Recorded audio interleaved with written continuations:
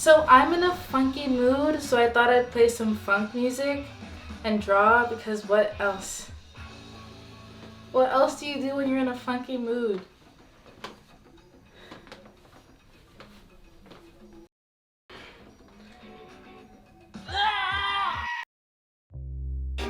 Hey y'all, in this video I'll be drawing and coloring and talking about the things that I've learned on my creative journey that have helped me become a better artist. I believe that it's not until we learn these things and put them into practice do we actually start to see those changes. So you'll notice that I talk a lot, but I want to invite y'all into my creative process. I'm doing some gestural drawing today, and I'll be talking about the things that I've learned, and I hope that it inspires some of y'all on your creative journeys or whatever journeys that you're on, because they kind of apply to life, because life is creative no matter what you do. And let's get into this video. This is like my most iconic piece. I was gonna say not because it's my best, but maybe it is my best. I don't know. Maybe my best is yet to come. But anyway, I learned how to draw in 10 weeks and I got really good at it. And even though I'm a filmmaker and I want to create films, I'm like, well, maybe I can do this drawing thing too. Allowing myself to experiment with things, and what I'm experimenting with right now is gestural drawing. So I thought, why not share that journey with y'all on YouTube? Makes sense to me, right? I also thought about the last video that I shared, and if you haven't seen it, it's called Get Over Yourself, Just Start, like stop making excuses. And one of the excuses that I used to tell myself was that I needed things in order to get started. And so right now I'm gonna be gestural drawing, and I'm actually gonna do some coloring on those gestures, and I'm going to do the gestures in ink. I didn't actually know, I take that back. Do I have a pen? Never mind. But I'm going to use the materials that I've accumulated over the years to do some coloring. I know I have some crayons, some markers, and that's about it. I'm going to draw. Okay, wow. So first of all, that music sucks. But I can't necessarily play music because copyright. So I guess I'm just gonna do this in silence. Let me just put this down. The thing with gestural drawing is that it's meant to be quick, and I like it because it doesn't make you focus on too much detail. And for me, I'm nervous.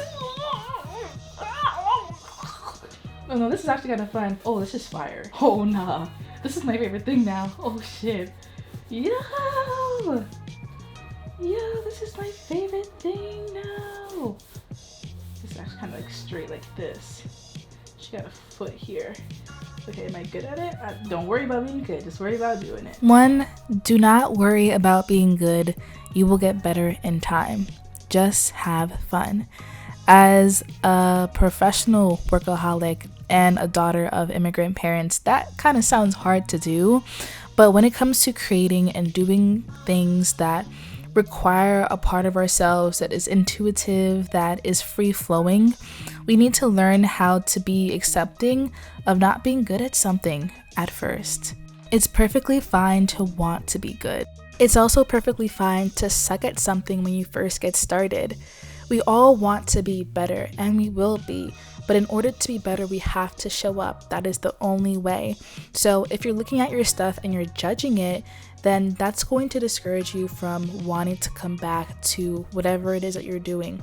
Give yourself grace. Give yourself the room to grow and let yourself suck, but know that you are doing your job by committing to doing the work, and that is all you have to do. You are enough. Honestly, I'm done. So like the arm, that's a really long arm. Okay, God, what the fuck? What? Okay. Yo. Nah, her arm is so long.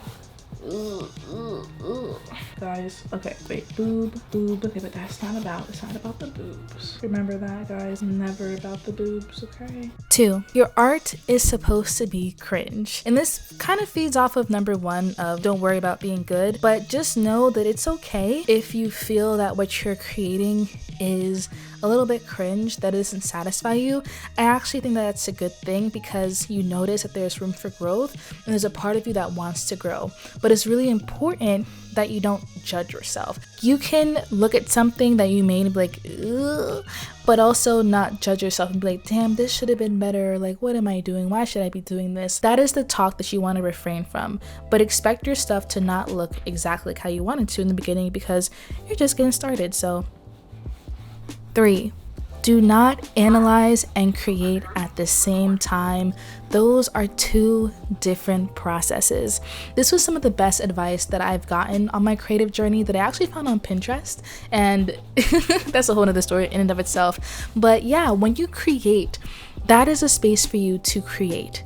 It is not for you to be judging your work or saying what should be different or thinking about how people might respond to it or how relevant it is. When you create, let yourself create. Let yourself be in that flow. Don't rob yourself of that moment. Once you are done, it is then when you can be critiqued. It is then when you can analyze your work and think about what could be better. Because again, we do want to be better. And guys, I'm not saying that we shouldn't strive to be better, but I'm saying that creating should be fun. It is a childlike thing. When kids create, when kids make art, they're not looking over their shoulder and be like, oh, he's doing better than me or she's doing better than me. They're just making it. And I feel that that's when the best things can come from us. So don't analyze your stuff while you are making it. There will be time for that afterwards. But while you're in this process right now, create, have fun, and then critique your work. Unemployed, still no job, bro. When I was 15, I was still hustling to get money, so I don't know. Now I'm about to grab my materials and we're going to draw. Not draw, we already drew. We're going to color because coloring is fun. So why not color?